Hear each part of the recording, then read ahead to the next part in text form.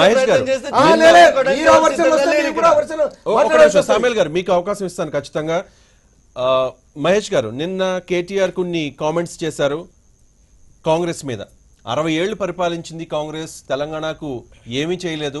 మేము స్వల్పకాలం అంటే 1.5 ఇయర్ అంటే 18 నెలల కాలం పరిపాలన, ఈ పాలనలోనే తప్పులు వెతికే ప్రయత్నం చేస్తున్నారు. స్వల్పకాలంలో ఎలా డిసైడ్ చేస్తారో ఇంకా 3.5 ఇయర్స్ ఉంది కాబట్టి, సో వాళ్ళకి మమ్మల్ని అంటే మీకు వాళ్ళని విమర్శించే హక్కు లేదు అని చెప్పేసి ఏం చెప్తారు దీనికి? ఇప్పుడు 60 ఏళ్లుగా పాలించిన పార్టీ అయినా, 6 నెలల నుంచి పుట్టిన పార్టీ అయినా, ఏ పార్టీ అయినా అధికారంలో ఉన్న పార్టీ చేసే తప్పులను ఎత్తి చూపే అవకాశం, ప్రజాస్వామ్యం కల్పించిన స్వేచ్ఛ ప్రతిపక్షాలకు ఉన్నది. ప్రతిపక్షంగా ఉన్నటువంటి కాంగ్రెస్ పార్టీ టీఆర్ఎస్ చేస్తున్నటువంటి అవినీతి దందా మీద ముందు